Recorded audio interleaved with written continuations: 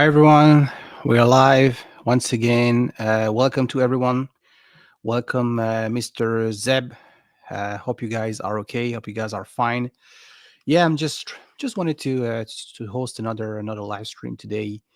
I'm giving a shout out to first of all to my friend Dom, Signet Thread.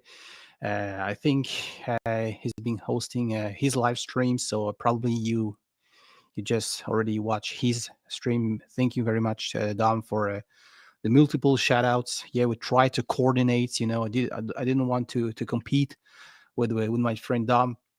So yes, it started at noon something. Yeah, 12 p.m. Eastern. His live stream has been going on for I think 4 hours something. So yeah, we just talk. We talk behind the scene as well. So didn't want to compete with him. So thank you, Dom, for a shout outs.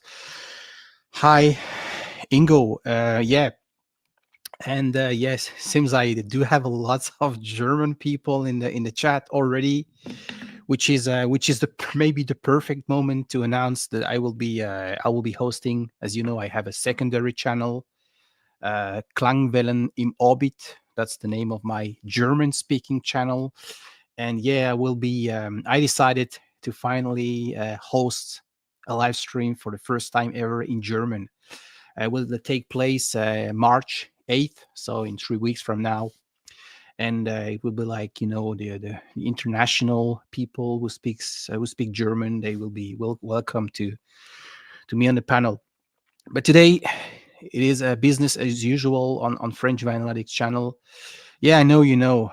Yeah, yeah. It will be a pleasure. I appeared yesterday on the Guido's Plattenkiste. This is another fellow member of the German vinyl community.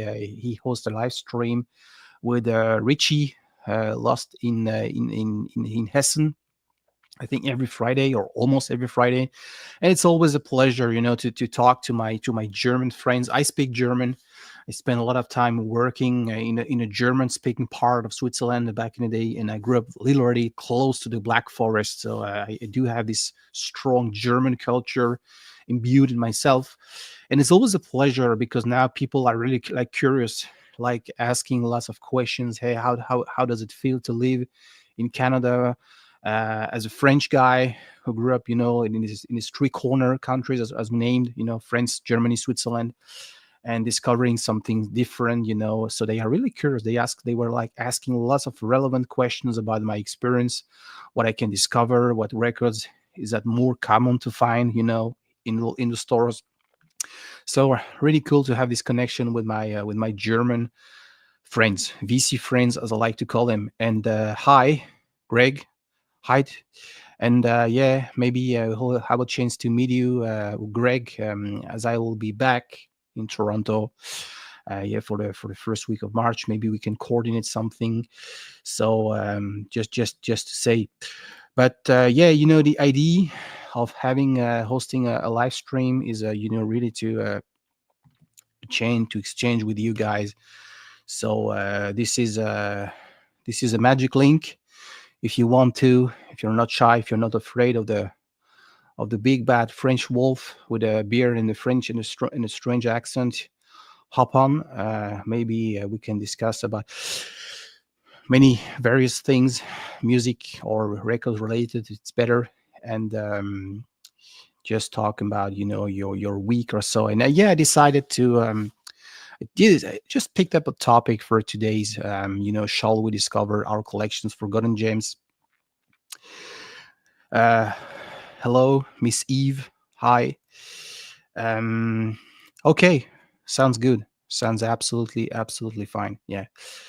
Yeah. The reason, I spent some time last week at the record stores in Montreal.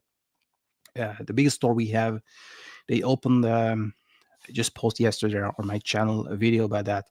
A boutique clearance store. They do have loads of bargain bin stuff. They decided to open a dedicated space only for those records.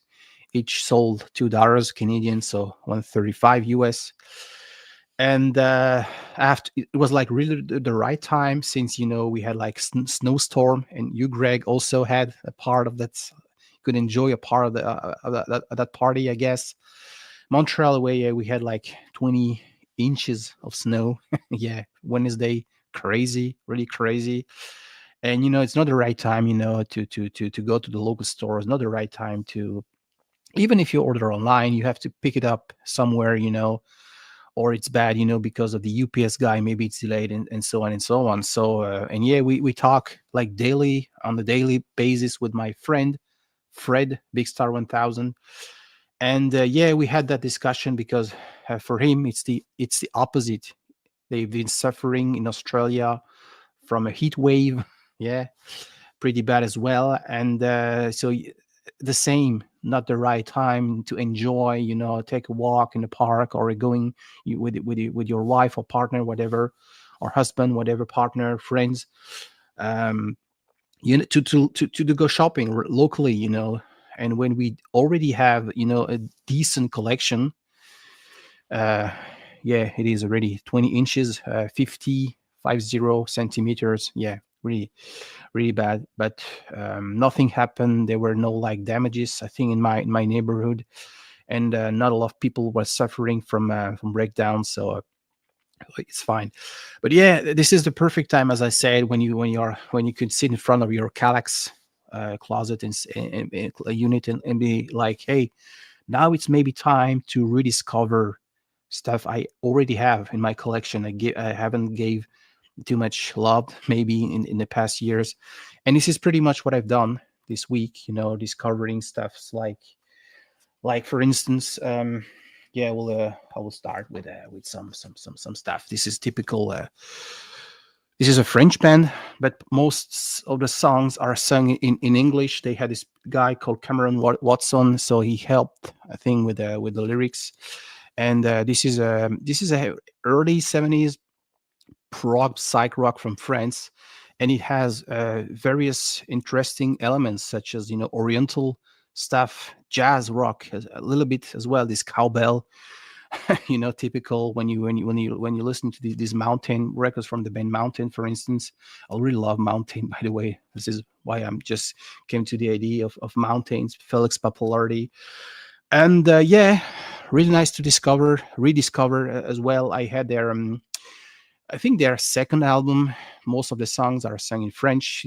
I do have a soft spot, and I might have maybe put it on the side, which is a pity. But I do have this record right now, Triangle, and yeah, pretty worth a detour, pretty worth a visit. So really glad I could I found this one, I think, back in the day when I was still living in France, probably 4 or 5 years ago, something. And I remember I have spotted a copy of this album last year, something, here in Canada. So in Montreal, I think it was au 33 Tours, the biggest place. They certainly have some French Canadian and French stuff a lot. But hey, catching up with the comments, how many grams? I really don't know, Mr. Dead Wax. I think it's we are maybe it's a requirement, maybe from building management. I don't know. We have to clear out the snow of the balcony, which I had to do. And yeah, it took me almost 1 hour. Usually it's a 20 minutes job. Usually with 5 or maybe 8 inches of snow. This time it took me 1 hour. And I don't have it like maybe, I don't know how much, maybe 2 by 8 something. Oh, no, 4 by 8 something, 4 by 10. I don't know how much, but anyway, not a big balcony, but I had to. Was there not an easy job this time? Yeah, exactly. Yeah, not that kind of snow. Yep. Yeah, absolutely. Yeah, I'm just putting a link. If anyone wants to join, there will be maybe different people together as my usual friends. They are pretty much busy, but it's fine. The aim is to talk to everyone, even people I'm not really familiar with their channel. I think it's the best. It's the best opportunity. There are now so many channels. It's getting really harder for me to keep up. Since I follow obviously the VC, the international VC, mainly North American based channel, UK as well. But I also do follow the French. Myself, me and Stunty, Stun Rock Confusion. There we are.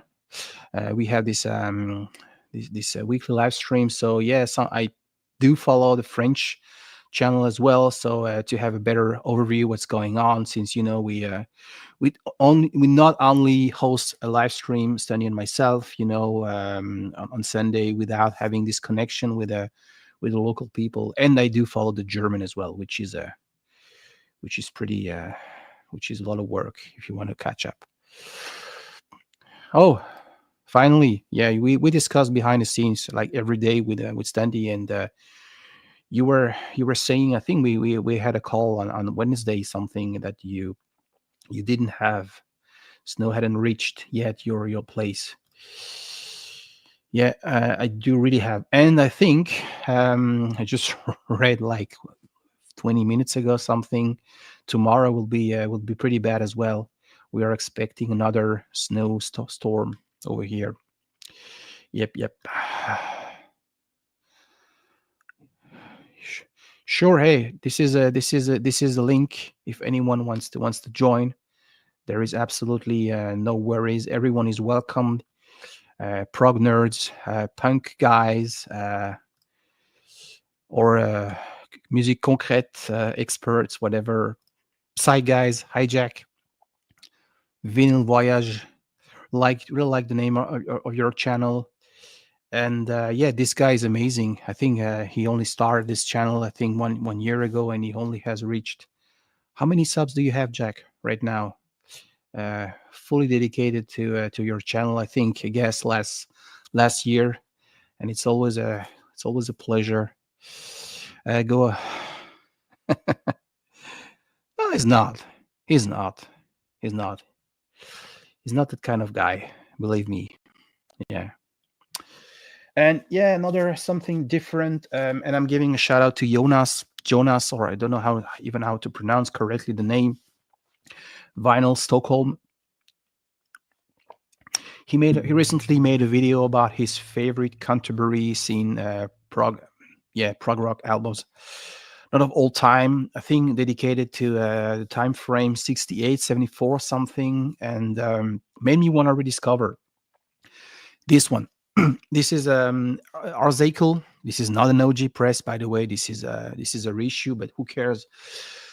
Fantastic record, fantastic, really organ driven, psychedelic sound. And yeah, just check out the Jonas videos. It really tells the whole story behind, and this guy who later participate in some very iconic Canterbury bands such as Hatfield the North, Gong, Egg, Can, KHAN, not Can, the German band. As I said, like really spacey. I really like this one. Really can really carry me away when I listen to that song. Soul Thing. Yeah, side one, as Jonas said, is really perfect. It's really seamless. This is Arzakel. And yeah, I was lucky I could find the Italian reissue, whatever. The OG press is yeah is not for my budget. I think I spotted a couple of OG pressings at Den Bosch last November, and it went like over a grand something. Yeah, it's not cheap at all, but decent ratio. Who cares? And as I said, if you like this kind of I really do have a soft spot for the psychedelic. I know psychedelic rock, from the West Coast, no question about that. Electric Prunes, or even the scene from Boston. Like the people, for instance, Gandalf, or those people. But yeah, I do have a soft spot for the UK bands that came out. late 60s as well. So this is a truly another, watching this kind of video exactly the day we had like this snowstorm. And I say, hey, I do have a copy of this record, like somewhere in the collection. So I give it a spin, and so this is what a community is all about.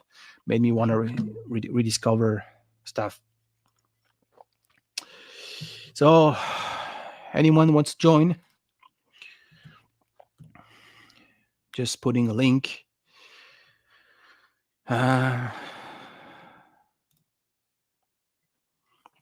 Okay, which raises the questions: where are you located, man?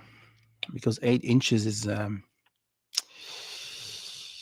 not like over here, but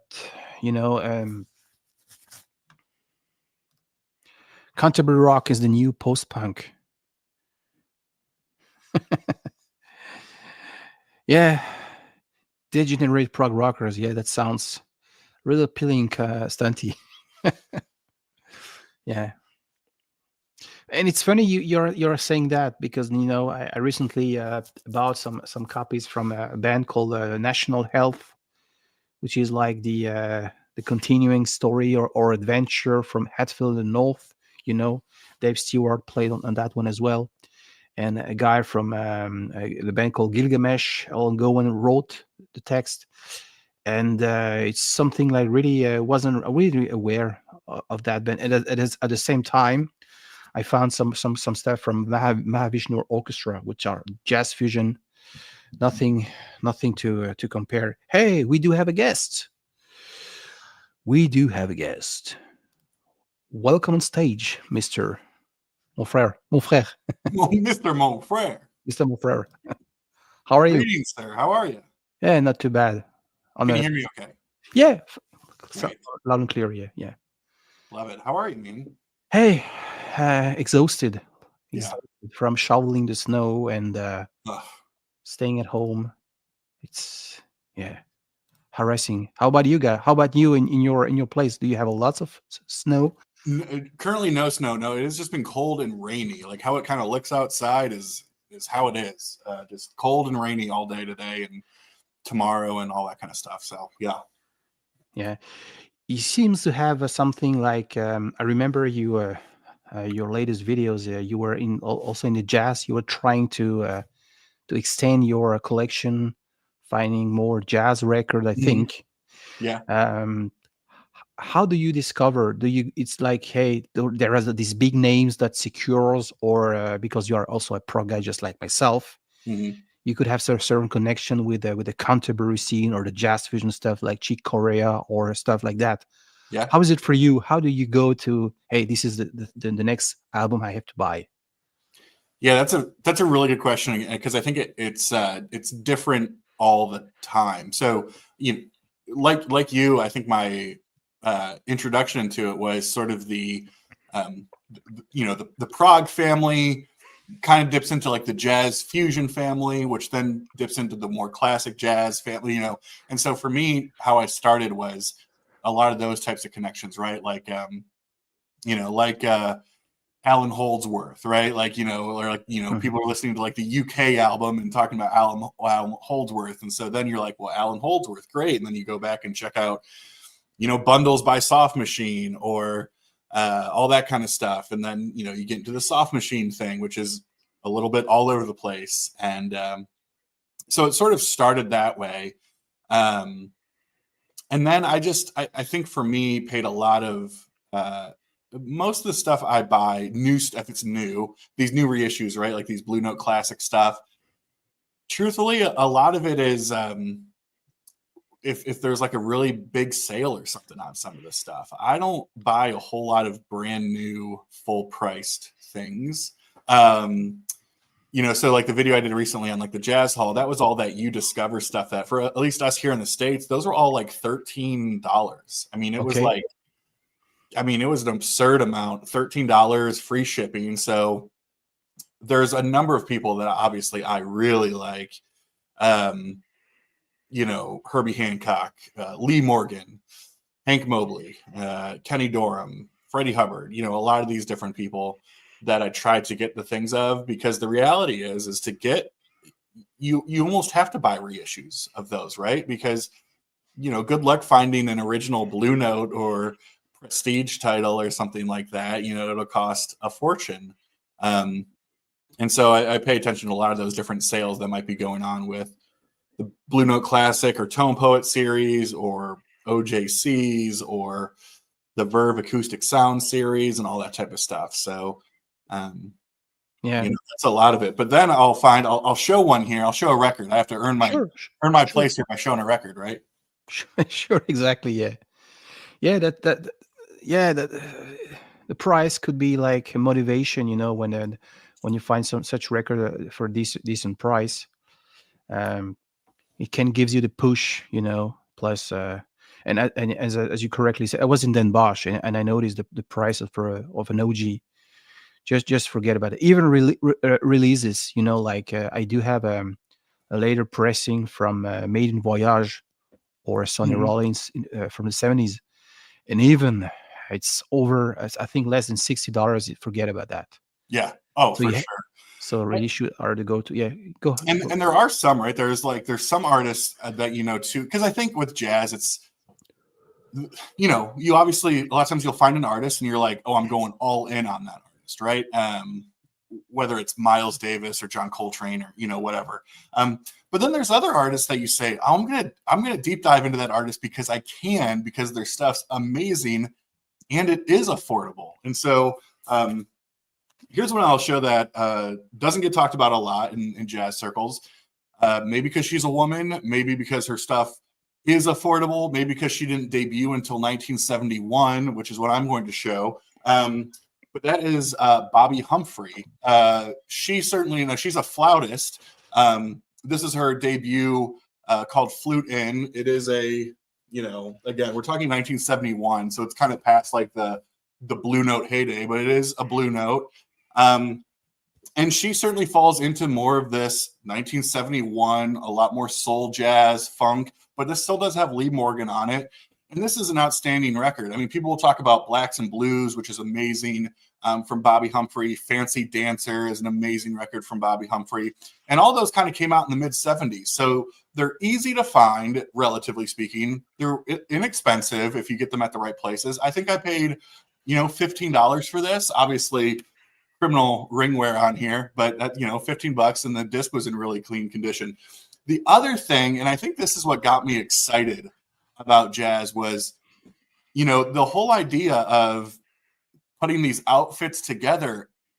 In my mind, in my like classic rock prog mind, it kind of felt like every album, every lineup was a different supergroup, right? Like it was like with every record, it's like, oh, who's playing drums? Oh, he's playing drums. And so not only do you go down this path of, oh, I want to find all Lee Morgan records, I want to find all these records that Lee Morgan is playing on, because that's a whole different family.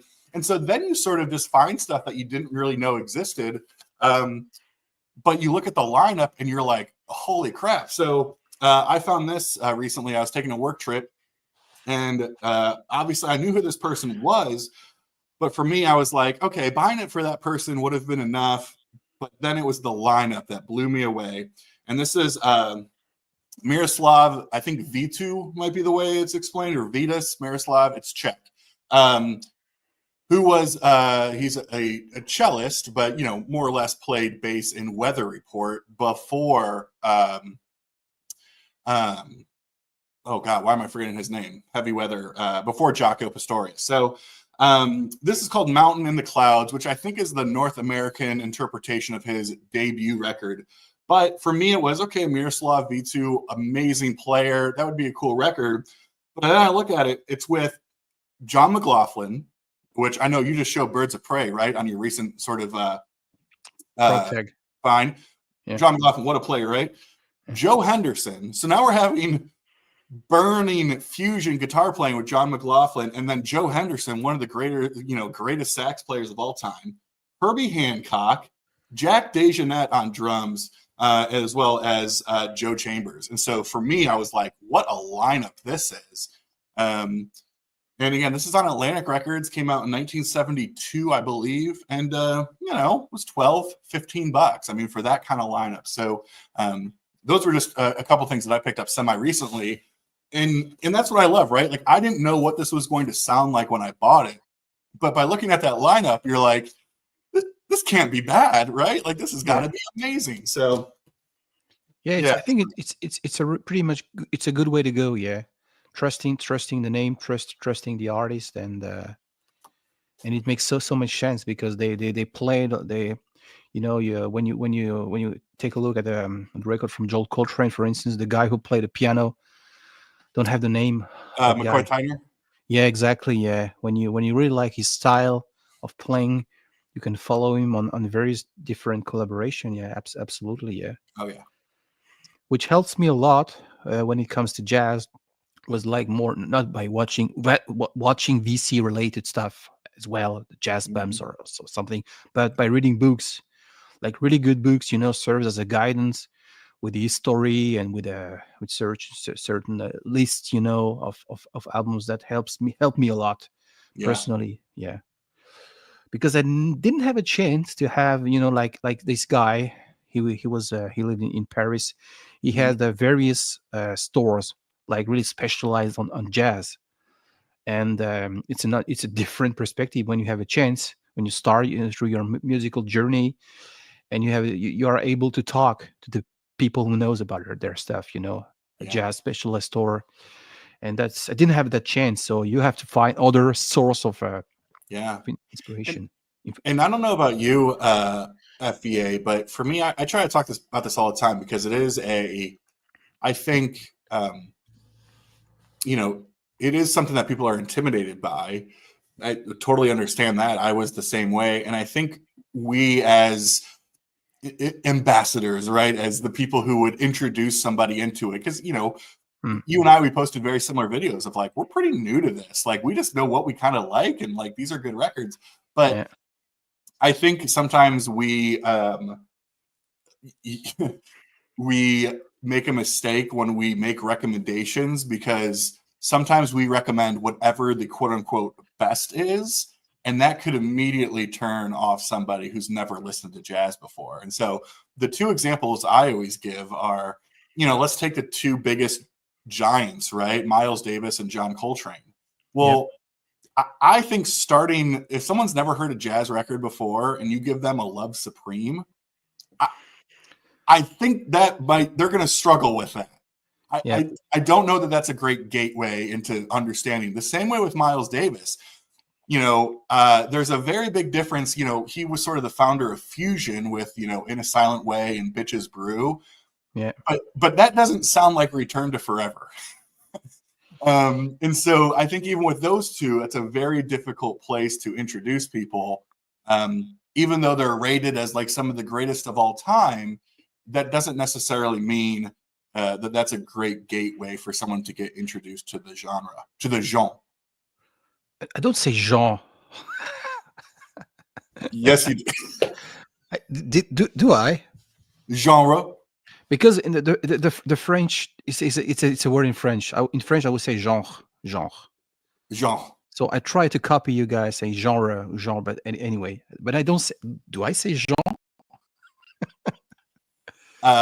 No, I just that's my horrible Ohio interpretation of you saying genre. Do I speak like this? So prog is my favorite genre. Do I? Yes, that sounds.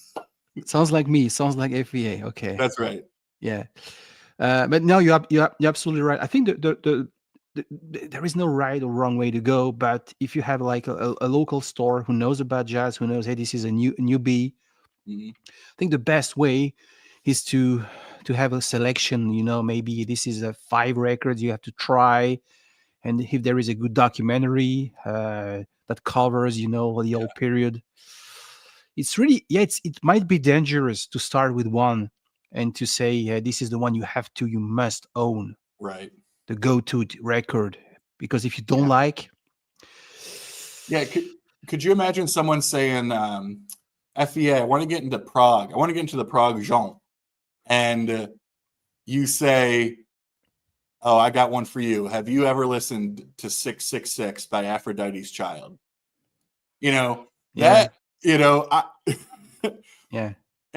talk about a good way to get somebody to probably not. I mean, maybe they love it, right? And I just don't know that that's the introduction. Yeah. It's a good example. I would probably ask the guy. Prog is great. We talk about prog all the time. If this guy is into classic or into pop or into hip hop, then you can maybe Yeah. drive through certain, okay, I won't take a huge risk proposing, saying, hey, this might be appealing. Yep. But yeah, you're absolutely right. Yeah. But yeah, jazz, as I said, and it's funny you mentioned Beaches Brew things. I'm reading a book right now. This is a revival of British folk music written by Rob Young, and this is exactly what he said. It was so much a condition of getaway. For instance, when John Martin recorded his album, like with some jazz element as well. Mm-hmm. Maybe he must have listened to this one. Say, hey, Miles Davis trying something different. He tries to extend or to push out the boundaries in a way. So Yeah. maybe convince the pop or the folk or the rock young guy to say, hey, okay, we also bring in our work some jazz element. Well, I forget where what I was doing. Oh, it might have been my first time on the I was on the Prague corner on Scott Lade's stream, and we were doing this is a year ago maybe, our top 10 favorite Jethro Tull songs. And I always kind of laugh at this, right? Because you're a Tull fan, yeah? No, Okay, not really. Okay, well, well, good. Yeah. Well, yeah. They have a trio of albums towards the late 70s. Yeah. Songs from the Wood, Heavy Horses, and Stormwatch. These, they're kind of viewed as a trio because they're very similar musically. And, they are known as their Jethro Tull's folk albums. Okay, yeah. And which is fine, right? Like if you're comparing it to, say, I don't know, Too Old to Rock and Roll, Too Young to Die, or something like that, then there are folkier elements to them, right? But I don't think somebody who listens to Arlo Guthrie or Woody Guthrie, for that matter, or some of these early classic folk artists are going to necessarily classify those three Jethro Tull albums as folk, right? Like, so, because, you listen to those and you're like, yeah, this doesn't sound like Bob Dylan. Of course it doesn't sound like Bob Dylan. Yeah.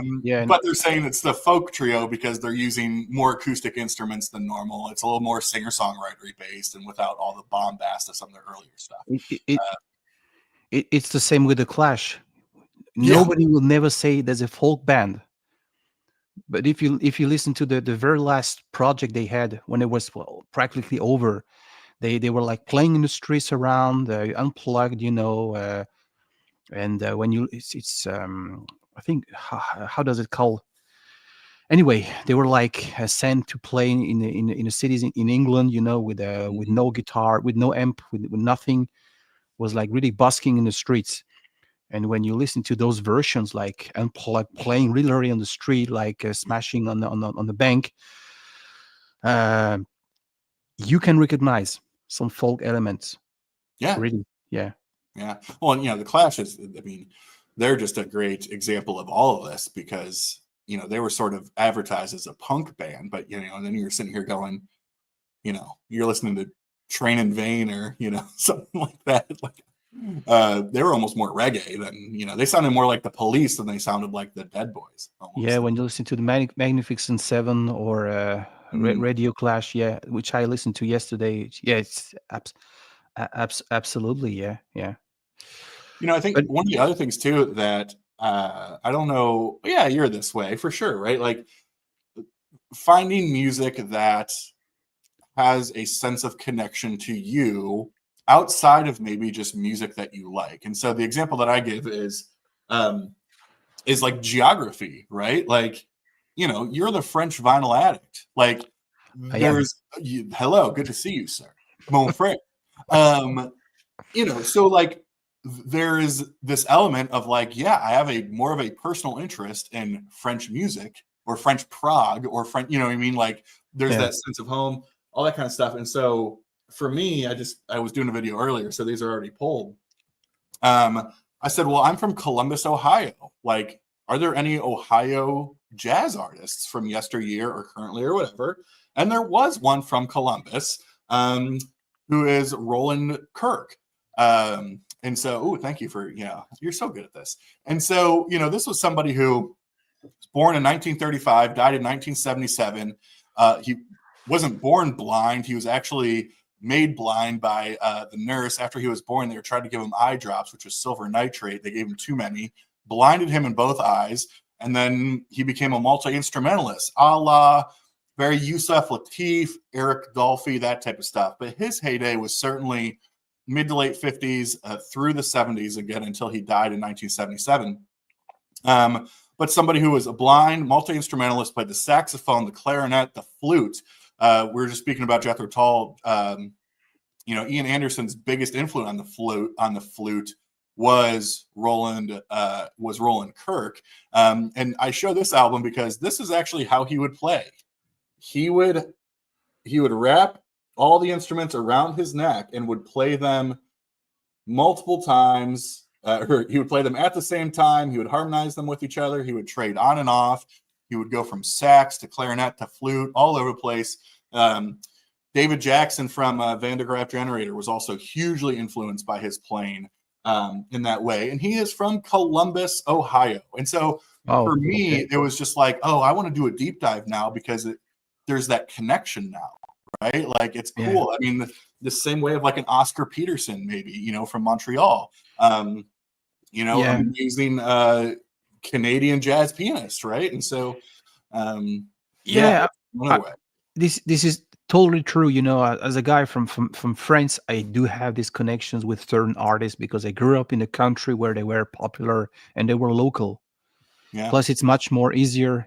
Might sound very silly to say that, but it's much more easier to source some records locally. If the label where this is also one of the reasons when I moved to Canada almost 3 years ago. Time flies. I discovered that the scene was booming over here in the 70s.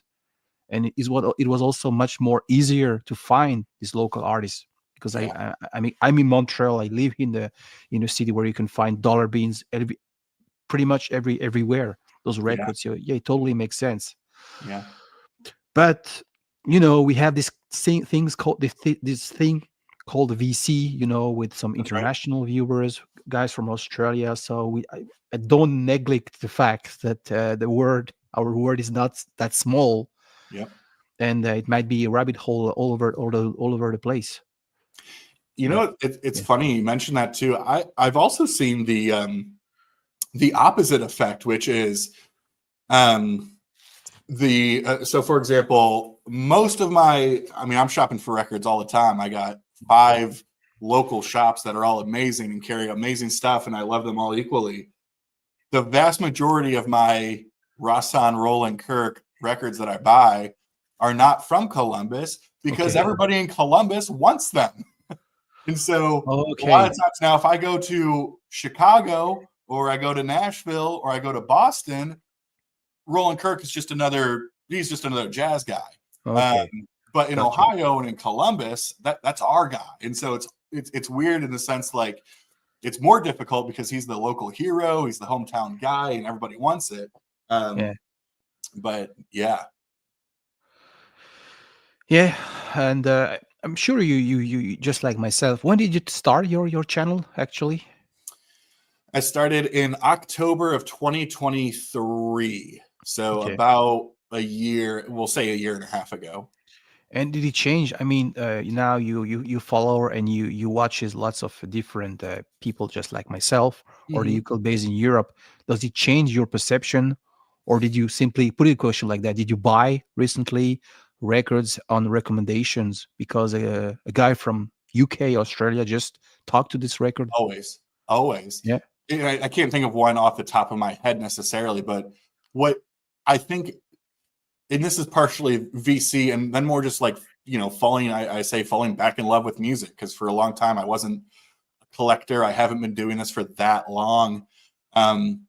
Is what has helped me is realizing when I think of an artist and how quote unquote big an artist was or is, that was always simply through the lens of how big that artist was in the United States. And so I think about, when I was growing up, I had no idea who Slade was Mm-hmm.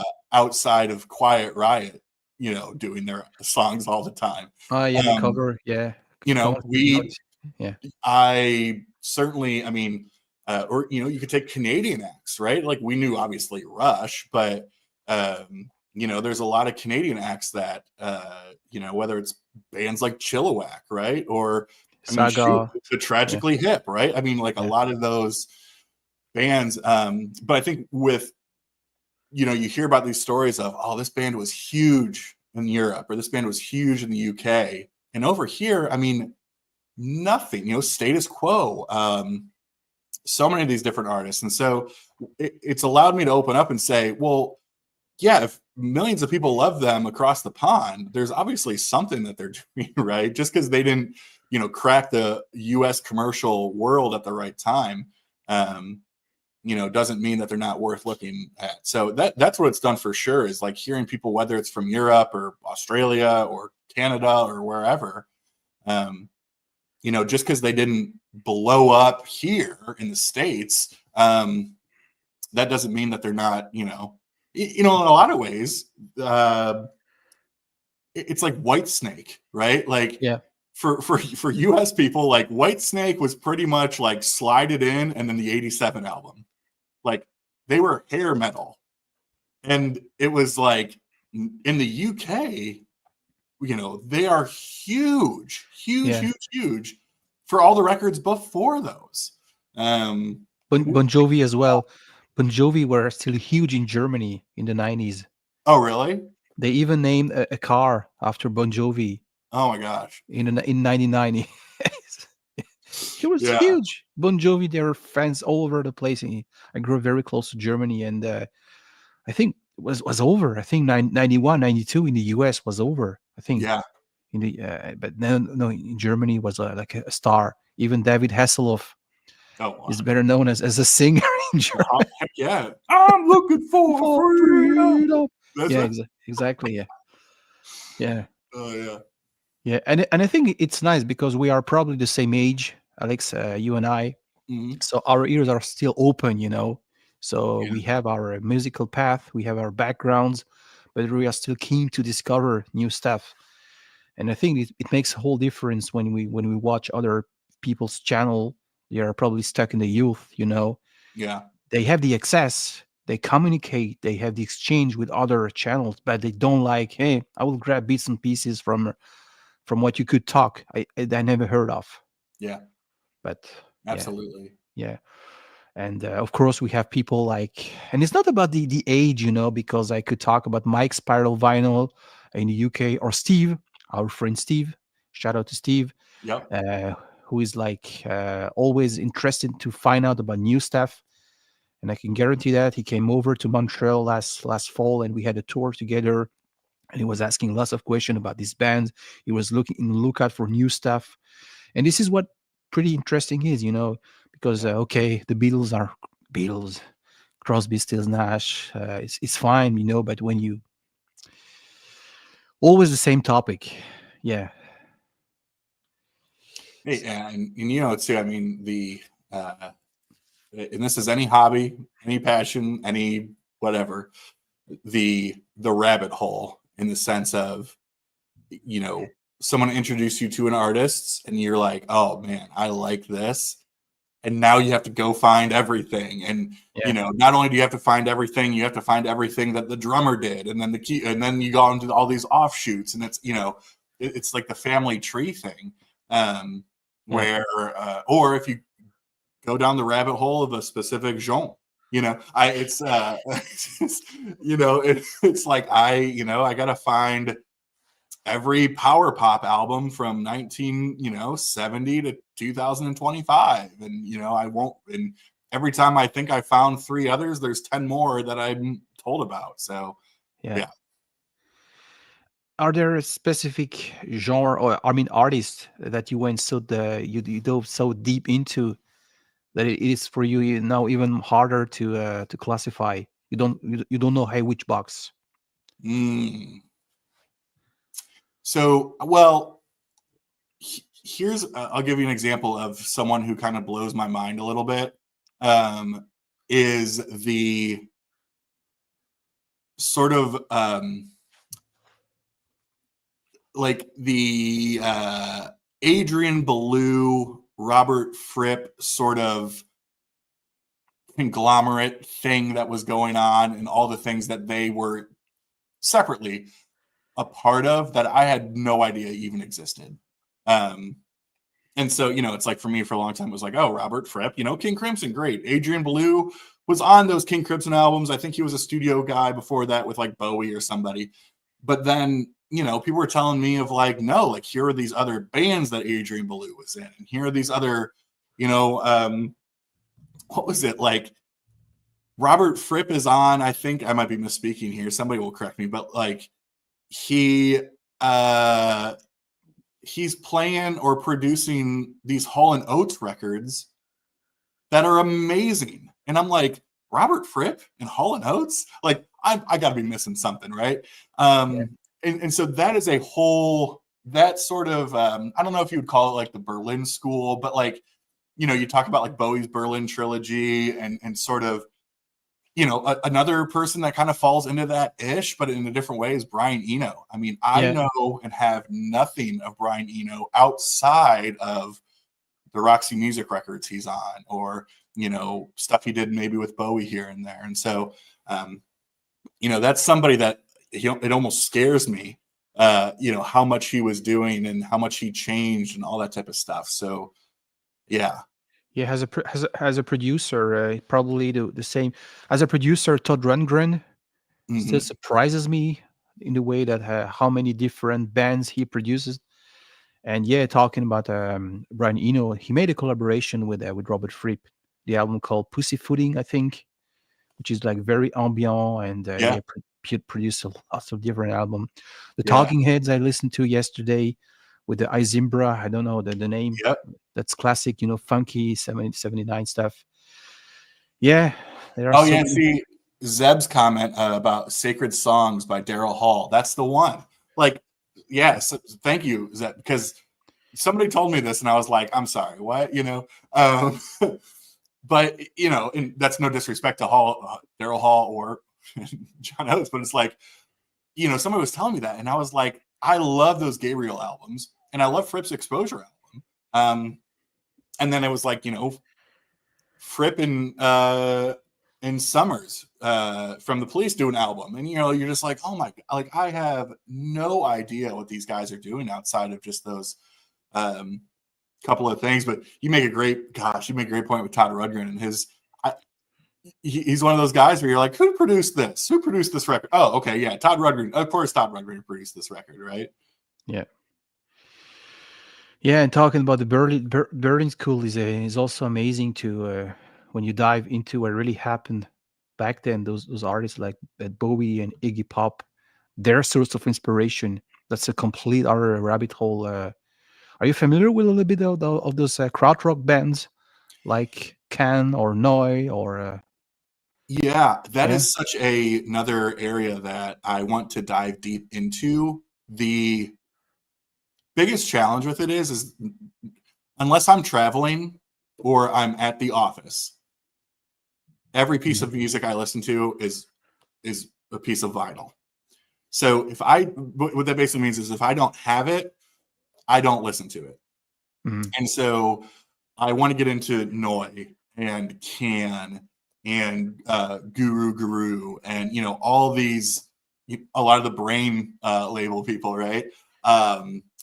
I would love to get into all that type of stuff. It is so difficult to Faust, they're another one, so difficult to find over here.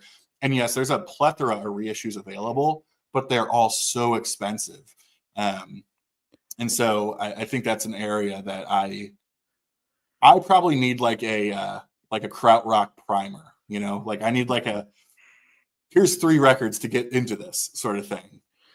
Yeah, so many. I had this was one of my target. I went to Den Bosch, the biggest fair in November, and I wanted to buy krautrock records, but they were so freaking expensive.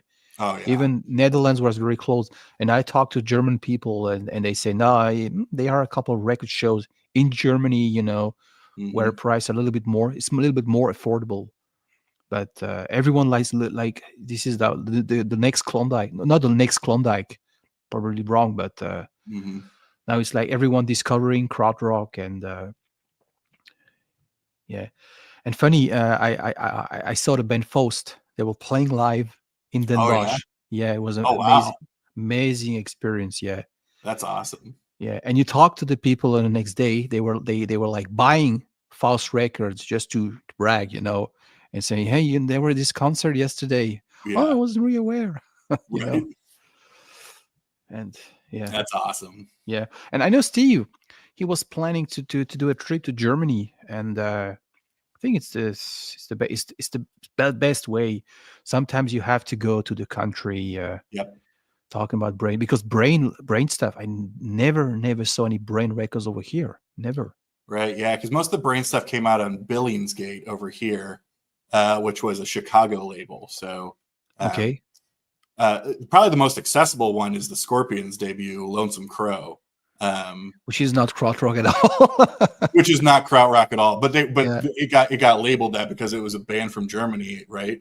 yeah, Um, but also, I think like Frumpy might have been on uh, yeah, Brain Billingsgate as well. yeah. They're not, they're just prog basically. You showed a frumpy record on the prog tag, because this guy made a prog tag, ladies and gentlemen. If you haven't That's, put on the entries, and yeah, you should make yeah. another one, FVA. You should make the other prog tag. I'm not a tag guy. Oh wow, you might be the only one. No, no, no. I really love the tags. Really love watching the tags. It's a Yeah, nice opportunity. But myself, it's the lack of time. You have three different channels. My wife, the job, everything. yeah. So sometimes 20 questions, and yeah, Well, I it's mean, hard. this It's hard. this year was a tough year. I mean, the tags thing sort of jumped the shark a little bit, proverbially, but Yep. which is like, I totally get. I think I just did my prog one, and that was it. Yeah. It's the only tag I've done so far. To be See, I honest. love that. But you know what it did though too. I mean, I did I have a playlist on my channel for it. It's still like there are people who do it that I was completely unfamiliar with, and I watch their tag, and I'm like, I want their collection, I want their knowledge, I want all the things that they have. Yeah. Um, was just blown away by One by one one people's one thing response. I really find great, the Germans people, they have the German vinyl community, Hmm. and they made a tag last year asking all the people, to submit one question, and it was like doing a poll, through a wheel things, Hmm. and sorted out 20 questions. So this was like really the perfect collaborative project. Yeah, that's awesome. Yeah, but I think it's much too wide over here if we would like organize something, but. Talking about organizing something, there is this fair. Would you come over to Boston this summer? By the way, Did I or would you come over to Boston? to Boston To or Boston, yeah, yeah. Because oh what well not Boston, Buffalo, Buffalo. right? Oh yeah, Sorry, Buffalo. yeah, I will definitely be there. Yeah, yeah. That's what I was wondering. I was like, is there a different thing? And the nice thing, Buffalo is only about 5 hours from me, All right. so I'll be able to drive that, not have to worry about planes, trains, automobiles, any of that. Okay. Well, except the automobile that I'll be driving. But that is the plan. Now I have to get with Mike. I've been appointed like a social chair of that event. There must be something going on in Buffalo that weekend. Okay. Uh, because I don't know if you've looked at anything, but hotel rooms are about $300 a night, and that's like everywhere. Okay. So there are probably gonna be a lot of people doing like Airbnbs and that whole thing, which is cool. Yeah. Because some of the hotel costs are out of control. Yeah, I have a solution. Part of my family, they just live across the border on the Canadian side. Right. Just Yeah, just commute each day. You know. yeah. So close to Niagara Falls. So I will maybe ask them if they can arrange a spare bed, something for me. Yeah, yeah. And I mean, Or hey, yeah, let's be honest too. I'll say this. I know it's your streams don't want to, but as an American, uh, I have spoken to a handful of Canadians that would typically make the trip that are. There's a number of Canadians that I've spoken to who are a little bit apprehensive about coming into the country. uh, oh yeah, which I totally understand. Um, between you and me and your people watching, I also would not want to enter a country where the democratically elected leader is talking about making me a state. So I totally get that too. So who knows what's going to happen between now and July, but yeah. To me, it's only a question of visa. I'm okay. not a Canadian, so I only have one passport, French Got you. citizenship. So I need to apply for a visa, Yeah. and it expired, I think, November. I took a quick trip because Vermont is very close. I often Yep. talk about this Burlington city where there are lots of record stores, quite a few of those, and it expired on November. And you really need to apply to pay for it. I don't know how much, but yeah, and that's the only issue with me if I don't Yeah. get that visa. But I will get it because it's like the third time I'm extending. But Mm-hmm. and I would love to, and I really love to. Plus, Buffalo has some great record stores. Oh yeah. The one Mike often goes to, Revolver. Revolver. Yep. Right? Revolver, I know that place. Yeah, they have three different locations. And yeah, we also talked with the guy, Montreal Vinyl Lounge, Olivier. Olivia. Yeah. There is this record show here in Montreal in October, Oh, very cool. and it would be nice maybe to gather the people, to say, hey, there is this fair. I know Steve would be interested. Maybe you. I don't know.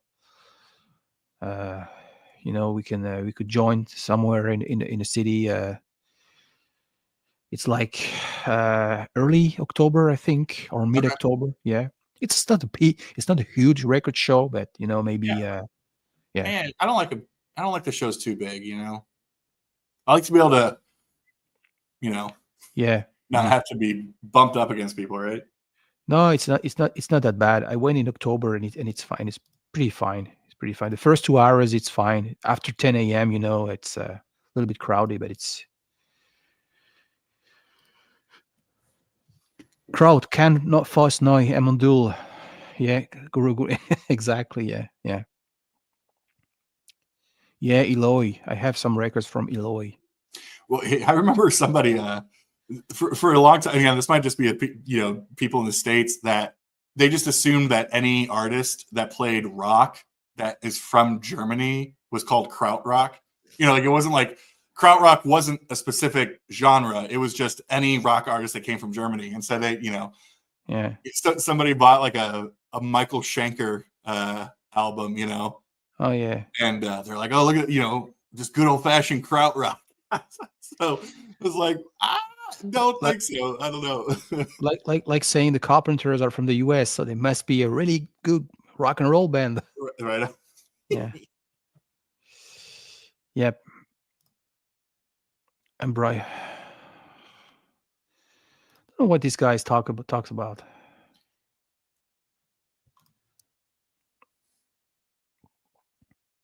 No, you guys are fine. Canadian, you don't have any problems. I think going to Canada. It's just because I'm a Mm, stupid for foreigners. I will apply. I will be able to apply for Canadian citizenship in many years from now. yeah. But yeah, that's that's the only issues. And yeah, I gave it a spin early this morning. Oh yeah. Rediscover this classic. Do you know about? I'm sure you know about that one. Yeah. And it has really this psychedelic, uh, but it's still like easy listening to. It's not Yeah. like way off the mark, I think. Yeah. And it was I, a pleasure. I love the Quicksilver Messenger service. To me, they were, and this means no disrespect to anybody else. It's not a competition, but of the San Francisco sort of psych bands, they to me were always the most musical. Yeah. Like, you know what I mean? Yeah. Which is why I've always really gravitated more towards them than the Airplane or Grateful Dead. As much as I love those X2, or those bands, Electra, typical. Oh, I do not. Tell me about that record. I see it sometimes. I have no idea what it is. Yeah, it's probably the same. It's it's pop rock with a little bit of psychedelic elements. Okay. But really listening to, and this was released on Electra, So Yeah. in the same vein as other band like the Paul Butterfield White Blues Band, yeah. So I thought it was a little bit more psych, more like Hendrixian stuff, like as I said, Jefferson Airplane, but not pretty easily listened to. Yeah. Yeah. Very cool. What a cover too, huh? Yep. Rhinoceros. Yeah. And yeah, so many different. This one is a good surprise. Something really different. This is on the Manticore label released, and this is a funk disco stuff. But it works. It really works. What's the name of the band? The Image inside the Image. The image. Yeah, inside the triangle. They're on Manticore. Yeah. Huh.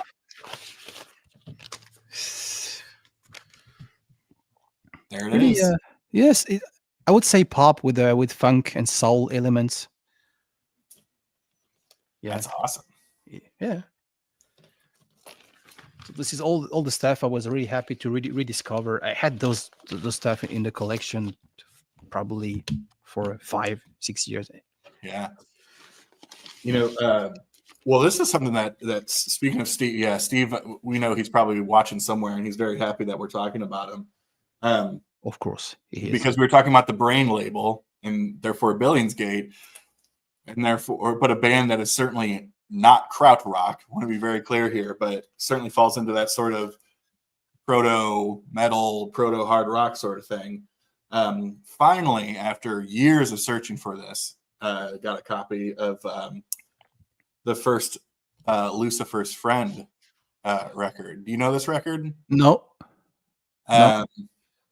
So Lucifer's Friend on Billingsgate, they have like this hilarious, I've always loved this, like that's their whole thing. Labels were very cool, but so yeah, not krautrock by any means. First of all, just super creepy. What a great cover that is, huh? But this has fallen right into that sort of similar time as Black Sabbath and some of that stuff that people would call, proto metal, right? Very original metal. In fact, so the first track on here is called Ride the Sky. And I kid you not, you would hear it. And for those in the comments, like, here's where the argument comes. So Ride the Sky, the hook in Ride the Sky is very, very similar to the hook in Immigrant Song by Led Zeppelin. Okay. Both were released in 1970. So, they both came out at the same time. Zeppelin's been known to be very, very influenced by other people and, that whole thing. So, like, believe me, it's so funny. When you hear Ride the Sky, you'll be like, this sounds like Immigrant Song. And so it's fascinating. But their first 2 or 3 records were pretty heavy. This is by far the heaviest. Then they went kind of a different direction with a new singer. But the singer of Lucifer's Friend was the one who, someone got mad at me for saying replaced, was the one who took David Byron's spot in Uriah Heep later. So who am I thinking of here? John Lawton. So John Lawton, he was the original singer here. And then he would, again, be on a lot of those Uriah Heep albums of the later 70s. So, yes. Hey, David, good to see you. Yes, influence. We'll say influence. The whole story with, Spirit and being on tour with them. And, I mean, even stuff down to, rock and roll, all this different stuff. I don't get into that. But it is kind of funny that there's all of those, stories out there of I think they might have ripped that from so and so artist, and they're like, no, they didn't. When you hear Ride the Sky, you'll be sitting there wondering, who came first, sort of thing. But yeah, this is an incredible album, and to me, right up there with Black Sabbath debut or Paranoid. It's up there with Deep Purple and Rock in terms of, again, a lot of these hard and heavy records of 1970. So okay. Oh, Lucifer does it with horns. it is true. Yeah, they're not singing it on Lucifer's Friend. Yeah.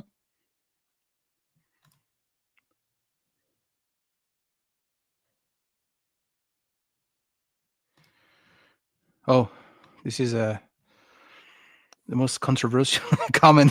Read everyone. Holding back. That's right. Yeah, with the credits. That's a bit of a pity. Yeah.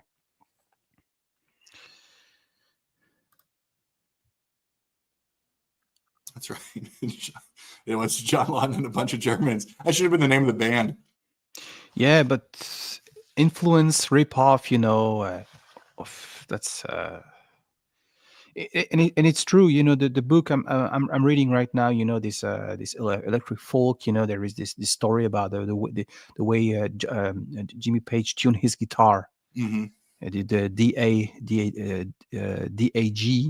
DAG something. Yeah. Okay. Was it Dadgad? Dadgad. Yeah. Exactly. Yeah. And this is not something he find out himself.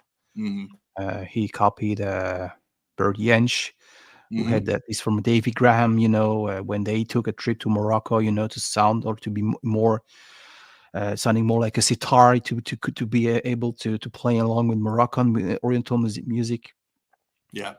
So you always find out a little bit later the truth, but I would say now, who cares? It's history has been made. Who cares? The records are, they had their career.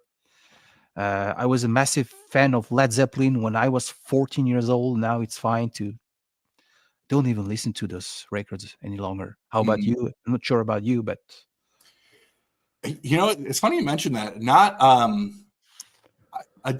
would I would say this though. Like I grew up listening to the radio.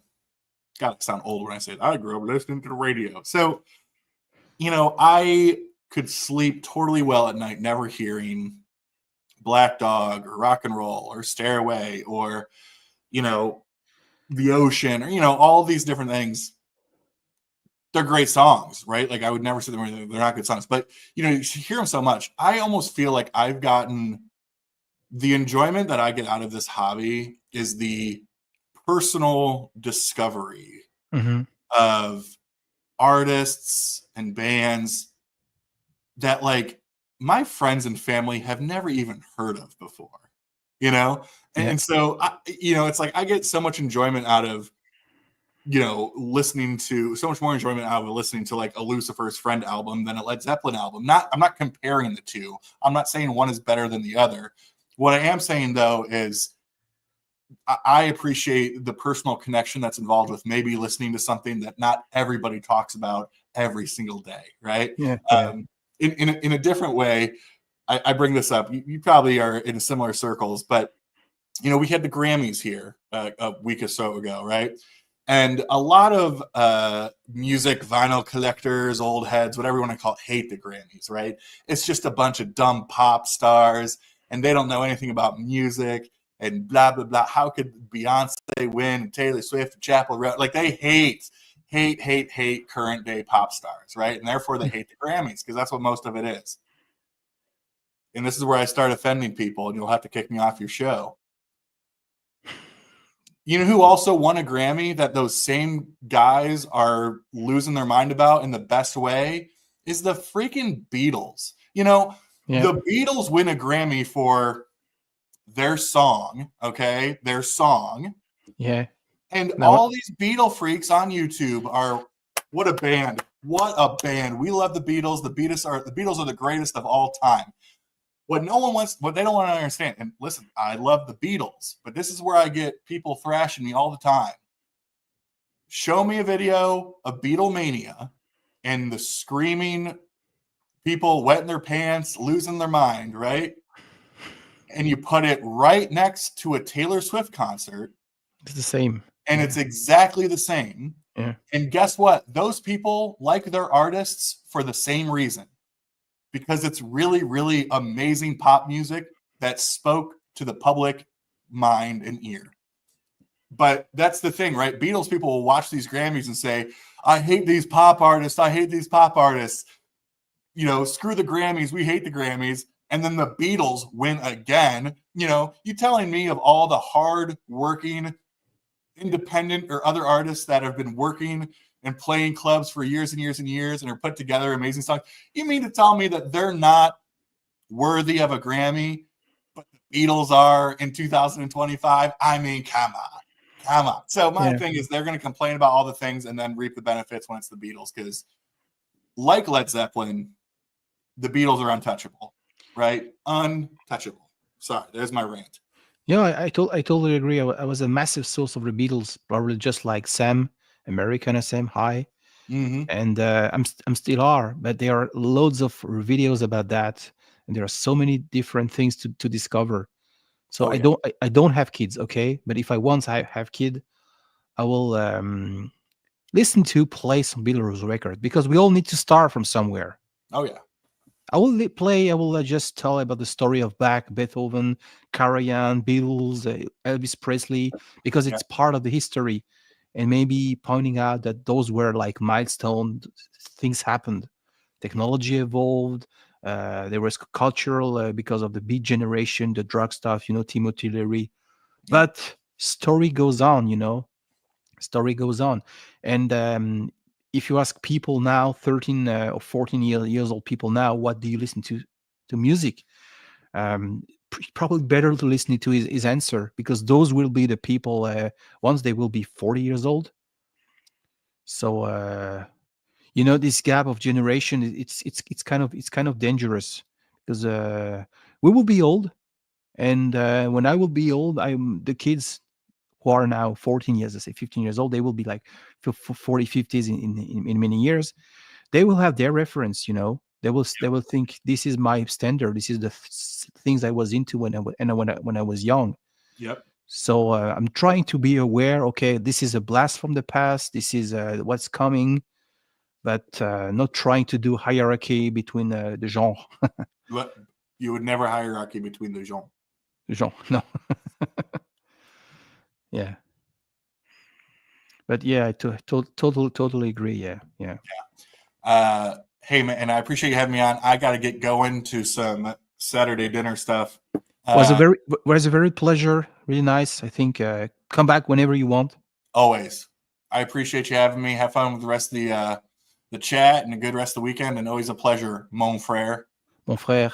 Bye, Alex. Take All care. right. Take Bye. care. Bye. Bye. See Take y'all. care. Yep. So yeah, I have to catching up with the comments. It's your people are really really really active. Hey, we have a friend here. Hi, Mr. Stamil. Yeah, I'm just putting a link in the chat. I will maybe stay for another hour or so if anyone wants to join. Uh, yep.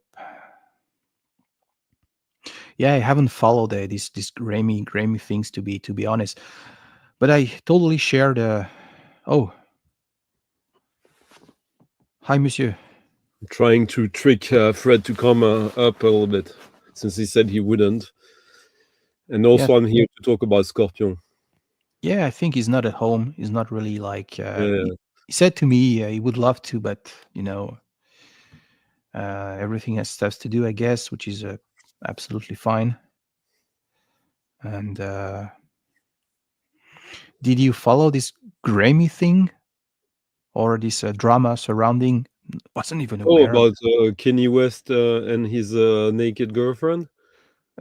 No. Well, that's what the Grammys was about, I believe. Okay. Starmy in the house.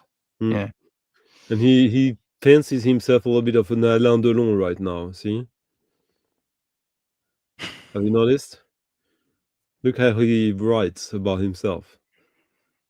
Oh, okay, because they say he. Oh, okay, yeah. Alain Delon for people who don't know.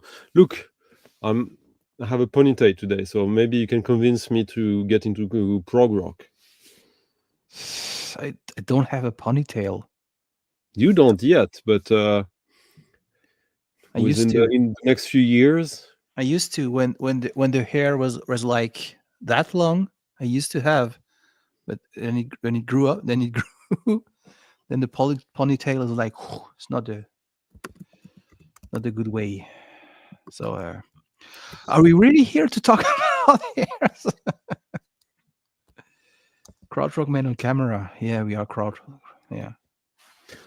We would have been krautrock men if it was not for America coming and saving us in 1944. Huh?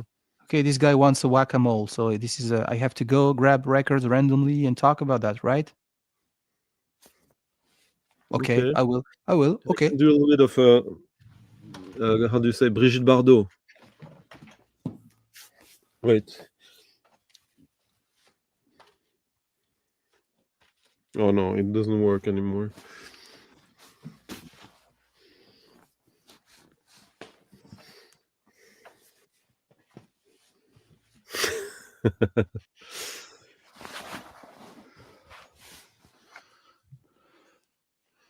Is that a big sex toy behind you, rolling on the floor? That's Yeah. my that's a ball. I'm usually sitting on the ball when I do stream to save my ass and my back. So hey, whack-a-mole. Didn't cheat, you see. What do we have here? Oh. Hey, whack-a-mole. Okay, I'll do one also. Okay, yeah. Oh. Okay, you start first.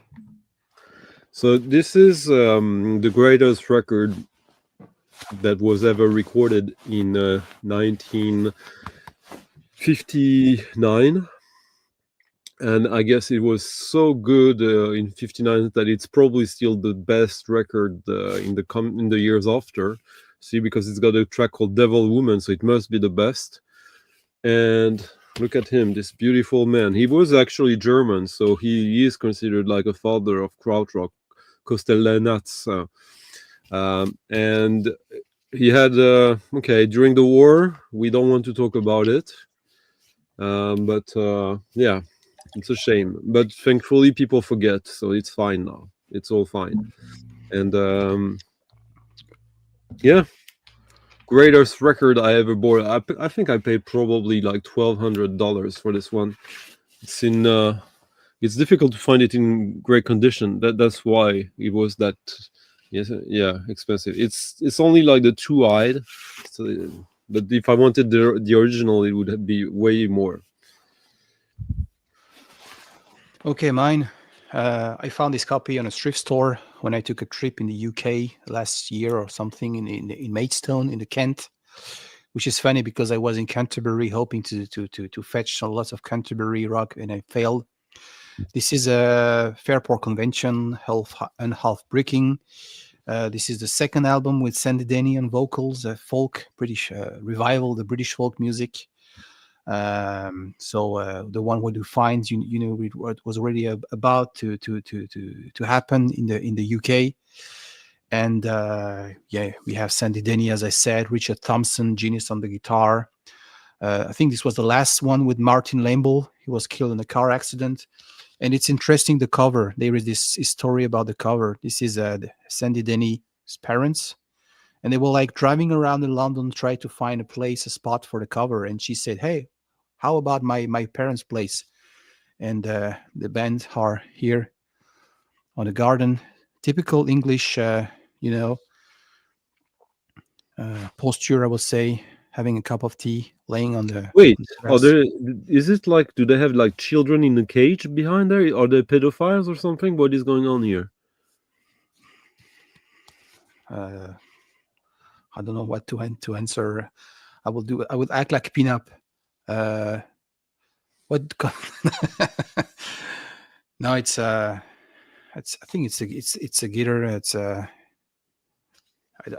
don't even know how they could match. To we can see the faces of the people. It's But an hey, animal. great folk album, and they were so active. They released 3 albums in '69. As I said, the first with Sandy Denny, when we what would do we on a holiday something. This one heartbreaking, and the next one, which is my favorite, which is Legion Leaf. So yeah, but this record. More guacamole. Okay. More guacamole. I already have mine. Yeah, I didn't cheat. You see, I went like randomly. Oh, okay. Well, that's a little bit for Fred. It's an Australian record. It's a sort of compilation of Sven Liebeck, who, contrary to what the name implies, I think is British originally, and moved to Australia and did some like documentary music and film music. This is actually a pretty good record. Yeah. Pretty cool cover. Yeah. The cover is actually a sort of reconstruction of the cover of an actual original Sven Liebeck record, but that looks exactly the same, but not exactly the same. Yeah, Norwegian origin, but I think he was a UK citizen, Fred, but maybe I'm wrong.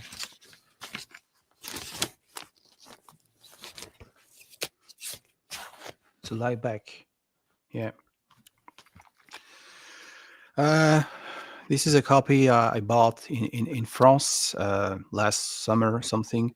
This is Blues Creation, a blues hard rock, blues rock from Japan. Okay, this is the live album. He has been released on the first time on CD, I think, in the late of the '90s, and this is a collection of live concert. They were pretty active, doing lots of festival in 1971. So yeah, as you can imagine, this post-cream stuff, blues, and I think the guy Kazuo Takeda, he participated in some project with Felix Pappalardi at a later stage. He kind of looks like Mazzy, doesn't he? On the cover. Mazzy, Yeah. with hairs. It's I mean, don't let the hat fools you, Stunty. no. Yeah. Well, And some songs, Carmen Maki, and she was half well, I American. love Maki. That's good food. Yeah, it's good food. Yeah. And she was half American, half Japanese, and she later a partner with some guys, hair metal anyway. But she has a really cool voice, and this album, as I said, Live 71. Didn't she do like a record, like in Japan, where like she's kind of nude on the cover? I'm being serious. Probably, yeah. I have one record, the Blues Creation. That's the name of the with Carmen Maki. It's like greenish the cover. Mhm. Is she naked on the cover or in the inside of a gatefold? Not even sure about that. But yeah, Christopher knows about this band. He already commented. Yeah. They released, I think, 2 studio albums at that time. One called Demons and something, with this dragon on the cover, and the other one with Carmen Maki, Blues Creation Carmen Maki. Finding an OG is impossible unless you pay a grand or over a grand. And I could find a reissue. And the only thing you can recognize at the glance what the difference is, the price on the OB. Ah. Oh, yeah, because of the inflation. Should we continue doing Sure. stupid guacamoles? I have three more to go. Yeah. 2 more. Yeah, only picked 4. Oh yeah, this is actually the best record ever. Homegrown. Homegrown. Like Yeah. KGB Radio. That Have you is ever heard that record? no, but that is that folk psych stuff? It's a sort of symphonic prog metal rock band from the late 60s. They originated in Hiroshima. Actually, they had to move. You understand why? But the music was very influenced by that, and seeing their friend. Yeah, and yeah, it's like the most incredible music ever. It's I think it's quite in demand as well. Like I saw people paying up to like almost five, nah, yeah, close to five-figure prices for this. Wow. Hmm. Okay. Next one. I don't know what to say about that. Well, Pinup just turned up, so that's perfect. Oh, perfect, perfect, perfect. This is Pinup's favorite band, probably. Not No, favorite no, band. his favorite band is Gorillaz. Gorillas and Blur. no, the other one, Boards of Canada, I think. No, his favorite band is Gorillaz. I Yeah. think it's Hey, hop on, Pinup, hop on. I know you're already there. You can. So yeah, this is a part of the trilogy, as you know. Faith. Not my favorite one. I would say my favorite is 17 Second. Uh, I don't know how much to say about that. I had the feeling that's the continuing project of 17 Second. No? it is Yeah. technically, but Yeah. Okay. When I wanted to go back to that era, I listened to two songs, the Forests, of course, and Charlotte Sometimes, which is not on the album. And okay. to me, this is the continuing. I don't have any soft spot for that. I think they one member left. Which one? They were four on the first one, on the 17 second, and I don't know who left. Just but yeah, as I said, so that's part of the trilogy with pornography. I'm not Pinup, really an expert to talk about that. Yeah, it's a banger. Yeah, it is a good album, but when you say that this is a banger, it makes me a little bit horny, by the way. okay. If yeah, exactly. Charlotte sometimes appears in only in 7-inch and 12-inch singles. Yeah, that's correct. Yeah, but do we have some opinions? Funeral Party. I really need to listen to this one. Really, I bought this one for probably 5 years ago, and it's a whack-a-mole, so it's not really prepared. All right. You say you Stunty, you always said for you, it's 17 second. You Yeah. don't need other, you know. Yeah. Yeah. Okay. You're up. That's a terrible album because there's a clown on the cover. So it must be horrible, right? What do you think? It looks like yeah, psych, yeah, a late 60s psych rock album. Yeah, and it's got like Bar Phillips, like Raymond Bar Phillips, like that's nah, okay, like just horrible. Is that the French stuff? Oh, Bar Phillips is not French. Kenny but Wooler is not French. Denis Lavalian, Yeah, Denis Levaillant, he's probably Quebec, fake French. He wants to sound French because of the glory, but in reality, he's probably just like and an Yves American immigrant, like and all Yves these jazz men in the 60s, 70s who came to France because they were so impressed. and the next one. Correct, Oakenshield. This is this is Stunty favorite genre. Now, yeah, it is. It is, yeah, yeah. I know lots of. This one, actually, I love also how, like, how like it's a vagina on the cover. Metal, like if you look closer, Yeah, like, yeah, yeah, yeah. yeah, yeah. Mm. Okay. And their debut album, they had some massive success in the 70s. They were at this Isle of Wight festival, and wanted to secure, the fact that they are a great prog band, and still melodic, still very easy listening to. It's not like way off the mark, like when you listen to Brain Salad Surgery. So, which also brings to the point that we were discussing earlier with Alex. Which album we could recommend to a newbie, a new guy when into prog. I think this one probably, because Lucky Man, that was like really pop.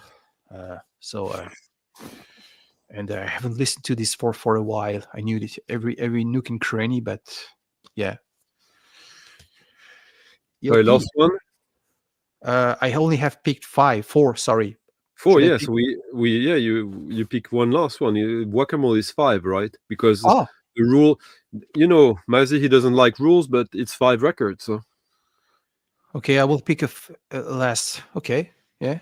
do that. Huh?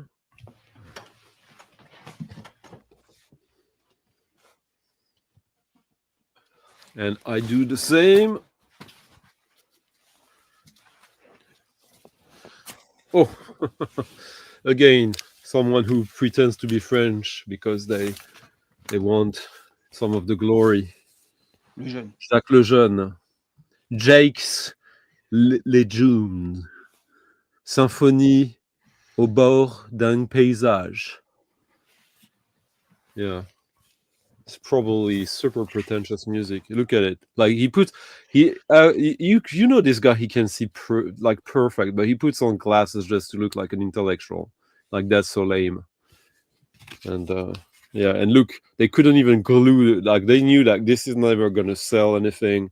This is totally like worthless music, so they didn't even bother to glue the fucking thing. They're just like terrible, terrible, terrible. Interesting. Mike wouldn't recommend ELP to a prog newbie. I wouldn't recommend anything to a prog newbie. I would just shoot him. Too late. I already have almost 1,000 subs. Too late. Yeah, it's interesting. Yeah, there is these conversations we have. Yeah, which albums would be a good start, good starting point. My feeling is it's like when you want to learn how to swim, you have to dip in the water once, so you can prepare yourself with some, entre les deux. But okay, Oh, that's the most heterosexual cover I've ever seen in my life. yeah, So yeah. manly. They were using these symbols of the hammer on Yeah, the previous album. They had this fossilia. How do you say fossil in English? In English, scythe. scythe. This Yeah, USSR. it's like about freedom. Yeah. Yeah, and it is interesting. The first album, Gene Clark. Oh, dear. The guy who left after the first album, Vince Clark, left. Then they were ending up, saying, Martin Gore, hey, you have to write. And this is the second one when he took the lead in the writing process, and much more matured with more like industrial sounds, I would say. When you hear that boom on the pipeline, it's like walking in a merry-go-round, in Disneyland, whatever. I don't find the right words today. And yeah, 1980 with a massive hit, Everything Counts. So Depeche Mode classic albums. Everyone knows about it. Yeah. So So I improvise. hope people are really impressed with our guacamole now, right? Not It sure if was they are. live. It wasn't even recorded, so No, we no. couldn't lie. Like it's spontaneous. It was a true whack-a-mole. You see, I went like randomly on the Calyx unit and pick up, yeah, and yeah. You could also ask me if I remember the name of the first record I showed, but like, please don't.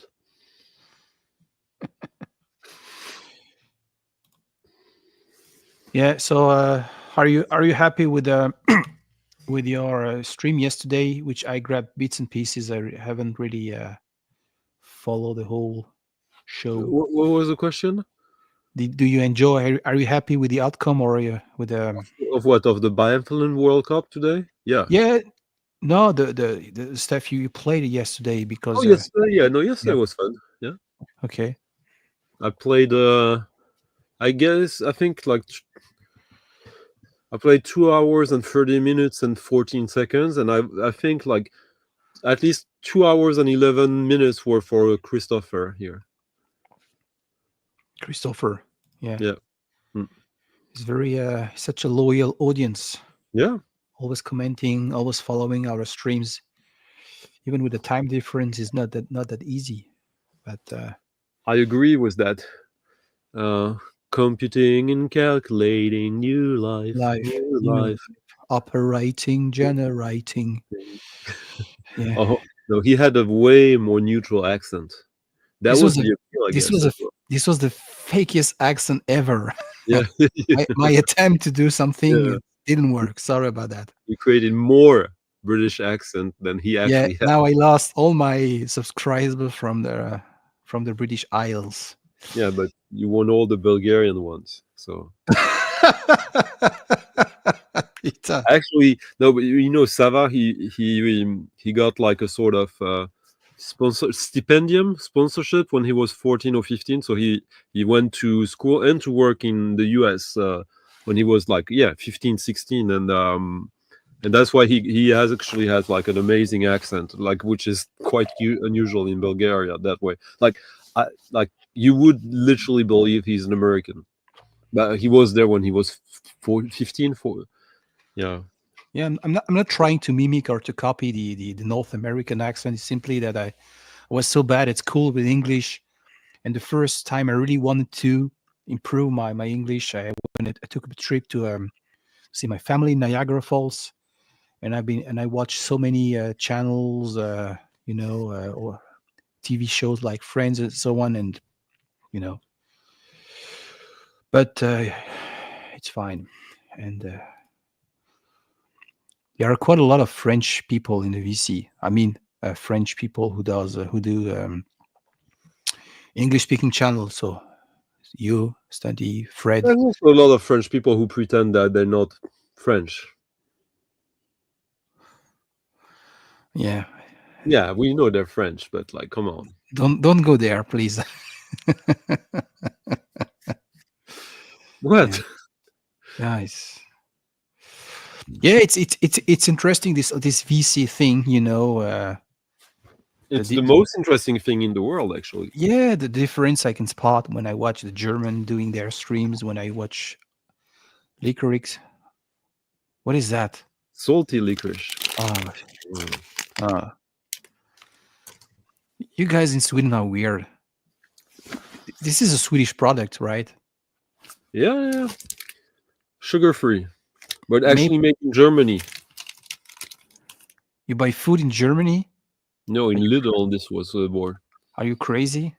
In Germany, you buy krautrock, you buy cars. Oh, that's I love, true. That's true. yeah, and I love the Germans. By the way, I have a VC channel. Don't want to offend any German people.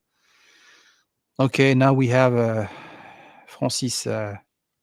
Francis, who thinks that Colombo is about gay sex again? No, Francis. Do they still broadcast Colombian French TV? In Alsace, Putain. That's true. Yeah, we my grandparents, they were crazy about Colombo and Derek, but this was like back in the day. Hello there, another fellow member from the hello, German KS. Yeah. house. KS. Yeah, such a loyal audience as well. Yeah. I was trying to waffling on about the topic. Shall we rediscover our collections forgotten gems? How about I think you also had a special week dealing with some issues with a local transport service Oh yeah. company. Yeah. How did you know about that? I told you. Yeah, we talk Bailey. Yeah, yeah. Oh yeah, it's just the local public transport company, uh, the private administrator changed. So I suppose the one that was there before thought this is not profitable enough anymore. So they didn't renew the contract, and another one came and thought like, oh, we can still make a profit on that, and they probably and they fucked up the first week. Like Yeah. I was supposed to go to a dinner on Thursday, and 2 buses in a row didn't come. So I just I'm not gonna even try anymore. So my friends decided, oh, we already cooked the food, elk, so we're coming to you. So that was nice. We had whiskey sour. Yeah, you told me about that. Yeah, I want a whiskey sour now as well. whiskey sour. Never tried. Never But tried. egg, but they can't afford egg in America right now apparently. Fuck So you. no, no America, in the US. Ah. Oh Hmm. yeah, sure. I'm not in the U.S., but I. Are you sure about? Are you sure about that? I drank a cocktail once. It was like with egg white something and rum. A friend of mine just prepared that in the kitchen. I was a little bit reluctant when he was telling Did me you get a miscarriage? no. Okay, good. I miscarried all my prog albums that day. Well, that makes sense Yeah, to everyone. yeah. Claude, yeah, our Tino Rossi guy. Yeah, I wonder how many people in the US actually know about Tino Rossi. we figured it out last time. We had Claude on the panel with Ruth Hain and Michael, and nobody knows. It Yeah, I wasn't. wouldn't call them like representative Yeah, subjects of the Queen. I Of think the in the Queen. I think in the 60s, lots of people knew about Maurice Chevalier, Edith Piaf stuff, Yeah, and Maurice Chevalier. Yeah, in the 30s, he was a big star yeah. in the US. And even later, I read something like there's this biopic Bob Dylan, stuff. And in France, we had I wouldn't call it similar, the equivalent of Bob Dylan, but a guy who went into folk, and he even made several records translating songs from Bob Dylan called Hugo Frey. Hmm. And he could go to the States because at that time they were like tour organized. Like Maurice Chevalier invited a young artist French to tour around US to present. So they were trying to have like serve as a sort of ambassadors maybe for the French culture. And this is how he got to meet Bob Dylan personally. You know, historically, Maurice Chevalier is one of the very first big artists, big names who could become a big name because of amplification. Yeah, he That told me that. Yeah. yeah, he's not a singer that had like a big voice, and up until some time in the 30s, you had to have a big voice. Otherwise, people at the back at the end of the venue, they wouldn't hear you. So, and he was like that, but like he came at the right time Yeah. when there was this transition in technology. Which so totally makes sense. So Etienne Dao wouldn't have any chance No, no, no, no. 50 years. Okay, I'm just replying. It's not Con, by the way. It's Wisconsin. Okay. Yeah, but he's kind of right though, Yeah. because yeah, Yeah, conspirateur. Yeah, exactly. Conspirateur, mhm. aspirateur. Those things in here. Really? Yeah, told you, I never lie.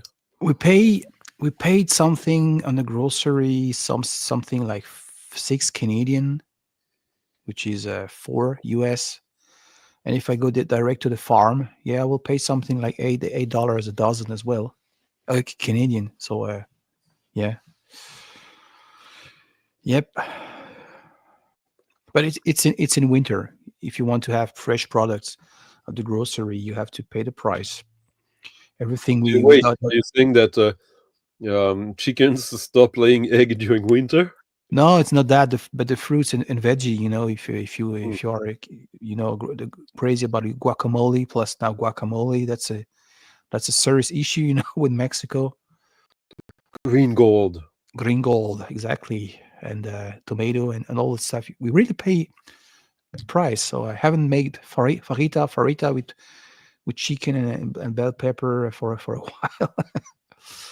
Yeah, Yeah, we're that close to start eating humans, I think. you think so? Uh, Okay, choose the right one. The one I who mean, listens to look Prague. at Wu It Fan. tastes better. Imagine her like eating ribs, human ribs. Like Yeah. I can totally picture that in my head. Do you think people with eclectic taste better? That's a great question. Now, I wish we were doing a stream tomorrow, which we won't. I'm telling you. But like we'll keep that one for Oh, we won't stream tomorrow. yeah. Cancelled. It's too. It's gonna be too frustrating with Yeah, to do only 1 hour, 45 minutes. yeah. Yeah, yeah. No, but like, do people who have eclectic taste better? But you can have eclectic taste in all the shit genres or subgenres also. Yeah, I remember that this. No, I would say that here. Say it, say it, say it. Come on. I remember that movie in the 90s called Pedal Douce. And there was this guy introduced to people. They say, hey, he's very clever. And then Patrick Timsit replied something like, we don't SUCK the brain. Anyway. Oh, see, I always knew Ricefield was a porn star. Mm-hmm. Maybe in a niche porn genre, but still star power. Is there a niche porn genre? There's tons of niche porn genre. Have you never heard about Japan? He's there. He's in where it's happening. Have you never heard about tentacle porn? No. No. Oscar MZ. That's all she's into. It's basically woman getting raped by tentacles, Fuck. and the tentacles can be either from outer space, so Yeah. Lovecraft, cosmic, or from the depths of the sea. I think it's called. There's a name for that kind of porn. Help me out, Ricefield. Yeah. Oh, see, yeah, he also Jewish nerd porn. Yeah. I don't know what that is though. I'm not a specialist, Me neither. contrary to what Jimmy Barnes believes. Yeah. I stopped in 2002 with with Clara Morgan. Catherine Lara. Not Catherine. No, dear. Catherine Lara, c'est une référence en porn. No, no, no. No.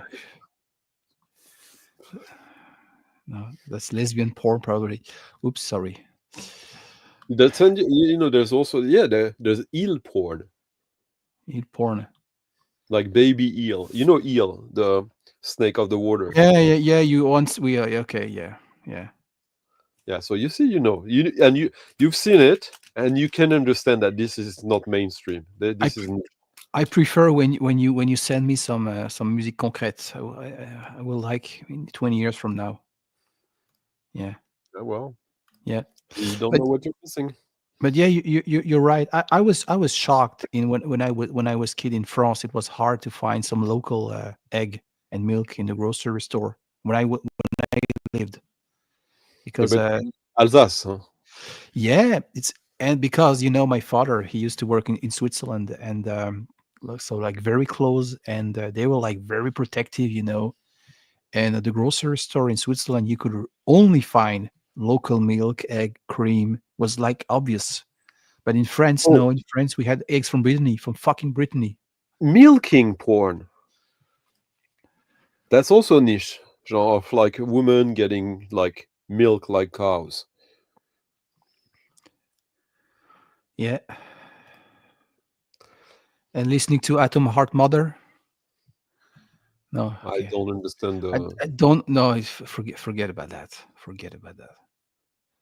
The Japanese have a love affair with fish. Okay, yeah, with fish. The guy who played in Marillion, or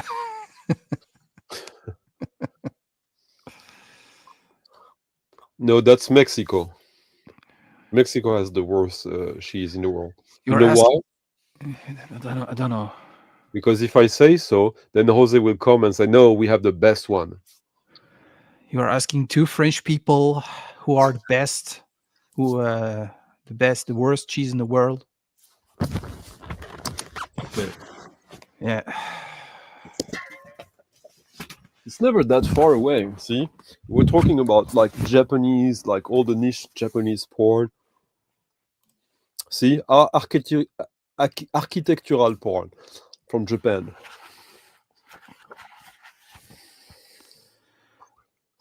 Huh? okay,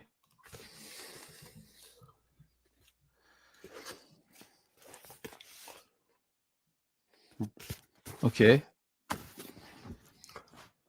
Just a small example. yeah. It's for culture, education. That's the VCLT you get from the Japan guy. No, no, it's my ex-girlfriend who sent them to me. Okay, did she send after or before Both. she was breaking up with you? We're French. There's no real breaking up. Oh, There's that's true. always, That's true. That's true. it's Oh, it's always like the saloon, the revolving door. oh dear. Yeah. Over here in Quebec, it's the same. When I hear stories about my friends, it's sometimes it's frightening or Actually, I had funny. one in France. Yeah. Mais Yeah. non, c'est des bons coups, ça, je te jure, Francis. Tu prends ton pied.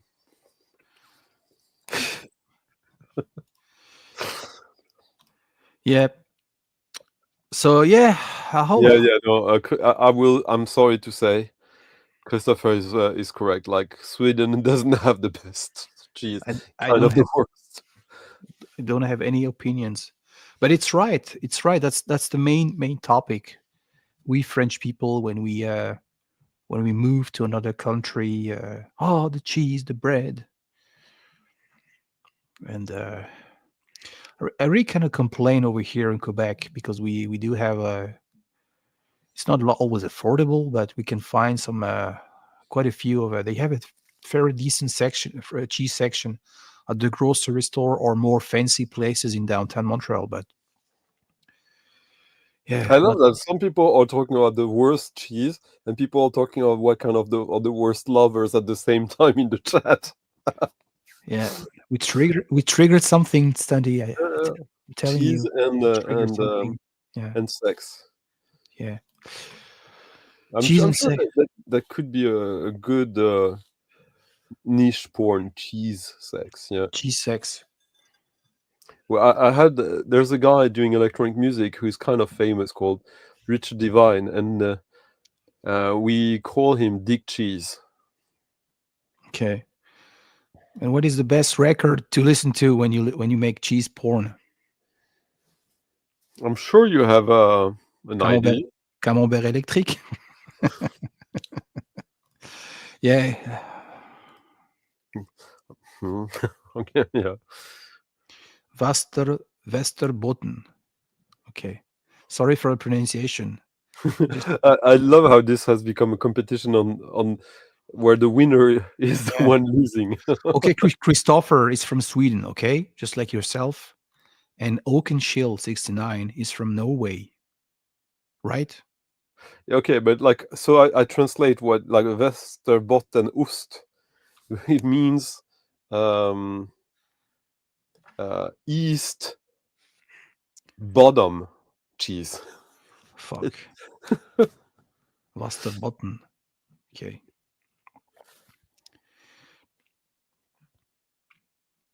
Yeah, but are there Japanese women? I'm not a pedophile. I'm not into girls. I'm more into women. So are there women who are from Japan who are fluent in French? Yeah, I've never. Yeah. absolutely. Yeah, yeah. My wife, she had a friend.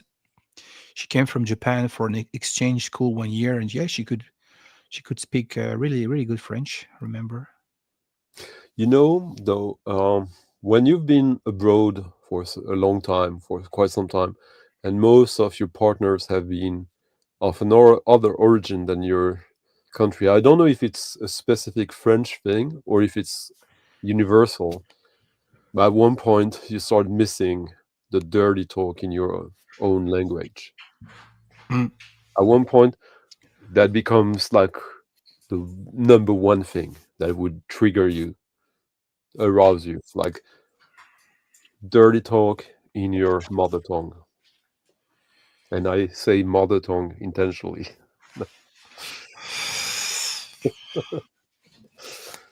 Yeah, I haven't experienced that, but I can trust you, Stunty. I know I'm asking the question. I'm saying it's the case for me, but I'm not sure it's.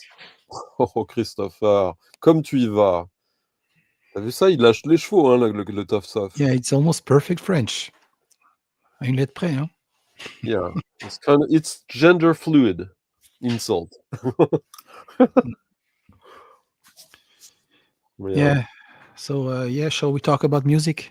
Yeah, Geshpati. Let's talk about Geshpati Yeah, Gash Patty. with her. What was her big hit again? Étienne, tiens-le bien.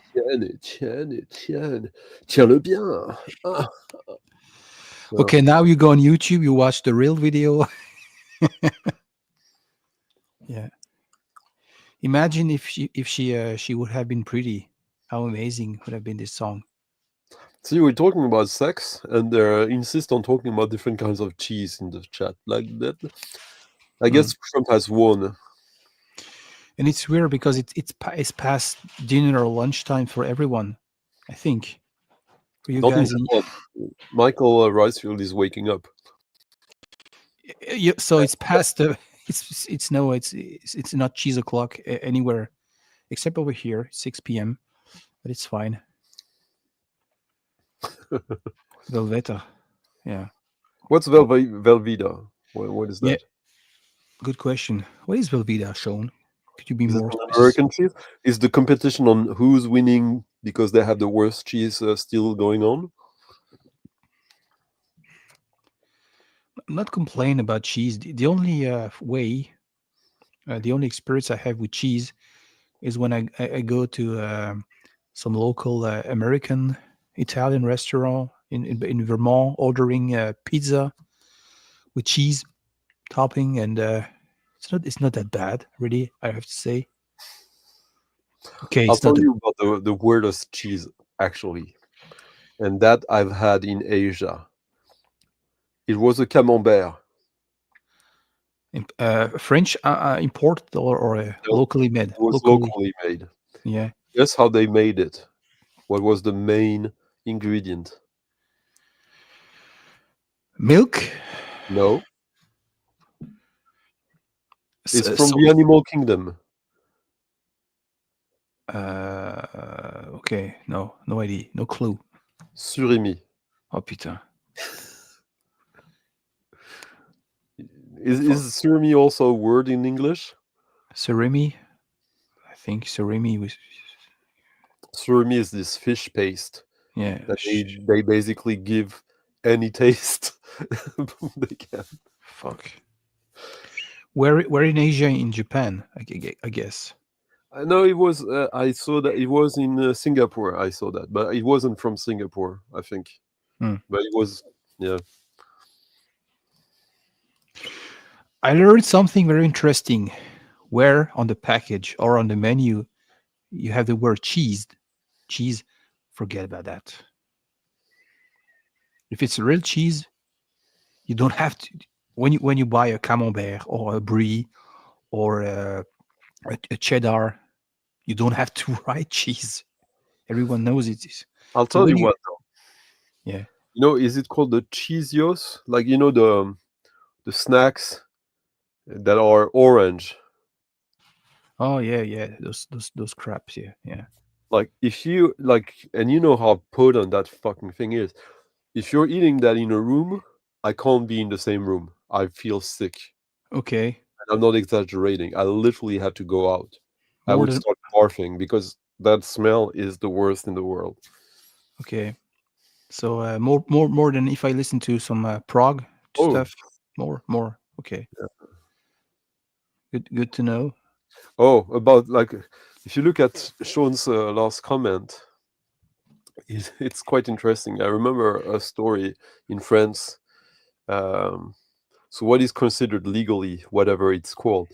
So there was a point in the late 80s where in France, Kentucky Fried Chicken, the restaurant that was quite popular in France, they had to change their name to KFC. Yeah. Guess why? Don't know. Because the French authorities didn't allow them to use the word chicken Okay. because they didn't consider that what they were using was qualifying as chicken. Because they had like a big farm or whatever of where they had like managed to create um, genetically a sort of chicken that didn't have eye that didn't have that Eyebrows. basically yeah, the eyes were closed, so they Okay. were constantly uh, in the dark for some reason. Okay. Woo. Not really a fan from KFC. It's weird because here in Quebec, it's not called KFC. It's called PFK. They took the French acronym. Okay. Yeah. Poulet Frit Poulet Kentucky. frit. Kentucky. Yeah, exactly. Yeah, PFK. We don't say we go to KFC over Oh here. my We god! say we go to the PFK. I True, remember true one fact. time True fact. in the 2000s, I had eaten for the first time Kentucky Fried Chicken on at a friend's place, and we just like shared, four of us, like a big bucket. A bucket. Yeah, Yeah. yeah. And like a month later, I had a craving for that again, so I went by myself, ordered the big bucket, um, and went home and thought I could eat it all by myself. Of course, I couldn't. And the next day, the smell of that thing, like that was the worst in the world. Like just smelling it made me sick. Uh, Very interesting, huh? yeah, it is. Yeah, yeah. I know. I know. You miss your good old fresh bagels from made here. He always asks, when people if people go travel to Japan to carry along Hmm. some fresh bagels or donuts or bagels. I never heard the difference between this. You know. Yeah, but I guess like if you're in Japan, you can't complain too much about the food, though. Plus, we have some stuff from our place. You know, like pastry or something with special yeast we don't find over here. We made it ourselves. We made from scratch. Like the Alsatian panettone, for instance. We don't find that anywhere. So we But eat what from are scratch. you talking about? It's Italian. No, I'm just no. It's called Kuglupf. That's the Ah, real yeah, name. But I'm yeah. just trying to find some some. Do you think that they know in the US what a panettone is? I think yeah, of Okay. course, yeah. There are so many. The Italian American or the Italian products are pretty much known. I think Yeah, yeah, so. yeah, yeah. That's right. Yeah, You think it's possible to get a good panettone in North I America? yeah, absolutely, yeah. In Boston, in Little Italy, there's this neighborhood. You can find really good stuff. I was impressed when I took the trip last summer. They were like gelato, or restauranti and all the yeah. Not everywhere, but yep. So yeah, guys, I'm gonna hit the button. It's been 2 hours. I think we are done. And we showed some great records, anyways. So Yeah. So we that was amazing. That was the best. yeah. Thank you, Alex, for stopping by, popping up earlier. Merci, Stunty, and talk to you later. Take care, everyone. Bye. Bye bye.